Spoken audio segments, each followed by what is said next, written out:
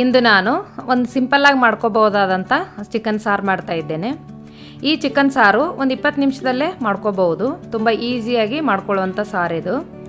ನಾವಿದು ಅನ್ನಕ್ಕೆ ಚಪಾತಿಗೆ ತಿನ್ಬೋದು ಮತ್ತು ಜೋಳದ ರೊಟ್ಟಿಗಂತೂ ಇನ್ನೂ ಚೆನ್ನಾಗಿರುತ್ತೆ.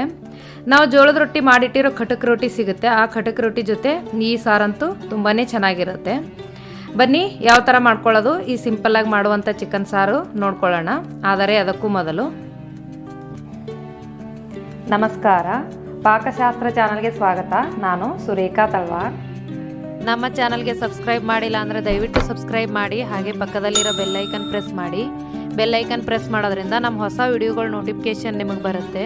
ಚಿಕನ್ ಸಾರು ಮಾಡೋದಕ್ಕೆ ನಾನು ಅರ್ಧ ಕೆಜಿಗಿಂತಲೂ ಸ್ವಲ್ಪ ಜಾಸ್ತಿ ಇದೆ ಚಿಕನ್ ತೊಗೊಂಡಿದ್ದೀನಿ. 2 ಫಾರಮ್ ಟೊಮಾಟೊ, 2 ರಿಂದ 3 ಟೇಬಲ್ ಸ್ಪೂನಷ್ಟು ಕುಕ್ಕಿಂಗ್ ಆಯಿಲು, 2 ಈರುಳ್ಳಿ ತೊಗೊಂಡಿದ್ದೀನಿ, ಸ್ವಲ್ಪ ಶುಂಠಿ ತೊಗೊಂಡಿದ್ದೀನಿ, ಸ್ವಲ್ಪ ಬೆಳ್ಳುಳ್ಳಿ ತೊಗೊಂಡಿದ್ದೀನಿ, ಗೋಡಂಬಿ ಬಾದಾಮಿ ಸ್ವಲ್ಪ ತೊಗೊಂಡಿದ್ದೀನಿ, ಪುಟಾಣಿ ಅಂತಾರೆ, ಕಡಲೆಪಪ್ಪು ಅಂತಾರೆ, ಸ್ವಲ್ಪ ಕೊತ್ತಂಬರಿ ಸೊಪ್ಪು, ಅಚ್ಚ ಖಾರದ ಪುಡಿ ತೊಗೋಬಹುದು. ನಾನು ಮಸಾಲೆ ಖಾರ ತೊಗೊಂಡಿದ್ದೀನಿ, ಅಚ್ಚ ಖಾರದ ಪುಡಿ ಕೂಡ ಹಾಕೋಬಹುದು. ಗರಂ ಮಸಾಲ ಮತ್ತು ಅರಿಶಿನ ಪುಡಿ, ಇದು ಚಿಕನ್ ಮಸಾಲ ಎಲ್ಲ ಅರ್ಧ ಟೇಬಲ್ ಸ್ಪೂನು, ರುಚಿಗೆ ತಕ್ಕಷ್ಟು ಉಪ್ಪು. ಮೊದಲಿಗೆ ನಾನು ಬಾದಾಮಿ ಗೋಡಂಬಿನ ನಾನು ಪೌಡ್ರ್ ಮಾಡ್ಕೊತಾ ಇದ್ದೀನಿ. ಬಾದಾಮಿ ಗೋಡಂಬಿ ಇಲ್ಲ ಅಂದರೆ ಹಸಿ ಕೊಬ್ಬರಿ ಕೂಡ ಹಾಕೋಬಹುದು, ಇಲ್ಲಾಂದರೆ ಒಣ ಕೊಬ್ಬರಿ ಕೂಡ ಹಾಕಿಬಿಟ್ಟು ಮಾಡ್ಬೋದು. ಇದಕ್ಕೆ ನಾನು 1 ಟೇಬಲ್ ಸ್ಪೂನಷ್ಟು ಕಡಲೆಪಪ್ಪು ಅಂತಾರೆ, ಪುಟಾಣಿ ಅಂತಾರೆ, ಅದನ್ನು ಎಲ್ಲ ಸೇರಿ ನಾನೀಗ ಪೌಡ್ರ್ ಮಾಡ್ತಾ ಇದ್ದೀನಿ. ನೋಡಿ, ಈ ಥರ ನೈಸಾಗಿ ಪೌಡ್ರ್ ಮಾಡ್ಕೋಬೇಕು. ಈಗ ನಾನು 2 ಈರುಳ್ಳಿ, 2 ಟೊಮೆಟೊ ಹಾಕ್ತಾ ಇದ್ದೀನಿ.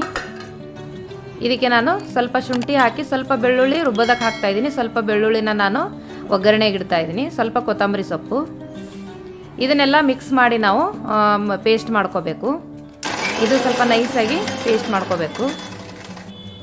ನೋಡಿ, ಈಗ ರೆಡಿ ಆಯಿತು. ಈಗ ಒಗ್ಗರಣೆ ಮಾಡ್ತಾ ಇದ್ದೀನಿ. ಸ್ವಲ್ಪ ಈ ಚಿಕನ್ಗೆ ಎಣ್ಣೆ ಸ್ವಲ್ಪ ಜಾಸ್ತಿ ಹಾಕಿದ್ರೆ ಚೆನ್ನಾಗಿರುತ್ತೆ. 2 ರಿಂದ 3 ಟೇಬಲ್ ಸ್ಪೂನಷ್ಟು ಹಾಕ್ಕೊಳ್ಳಿ. ಇದಕ್ಕೆ ನಾನು ಸ್ವಲ್ಪ ಬೆಳ್ಳುಳ್ಳಿ ಹಾಕಿ ಚಿಕನ್ನ ಹಾಕ್ತಾ ಇದ್ದೀನಿ.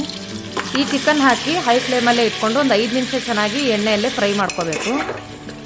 ಫ್ರೈ ಆದಮೇಲೆ ನಾನೀಗ ಉಪ್ಪು ಹಾಕ್ತಾ ಇದ್ದೀನಿ, ಮತ್ತು ಸ್ವಲ್ಪ ಅರಿಶಿನ ಪುಡಿ, ಗರಂ ಮಸಾಲ, ಸ್ವಲ್ಪ ಚಿಕನ್ ಮಸಾಲಾನ ಹಾಕಿಬಿಟ್ಟು ಹುರಿತಾ ಇದ್ದೀನಿ. ಈ ಉಪ್ಪಲ್ಲಿ ನೀರು ಬಿಡುತ್ತೆ, ಈ ನೀರೆಲ್ಲ ಹಿಂಗೋವರೆಗೂ ನಾವು ಇದನ್ನು ಫ್ರೈ ಮಾಡ್ಕೋಬೇಕು.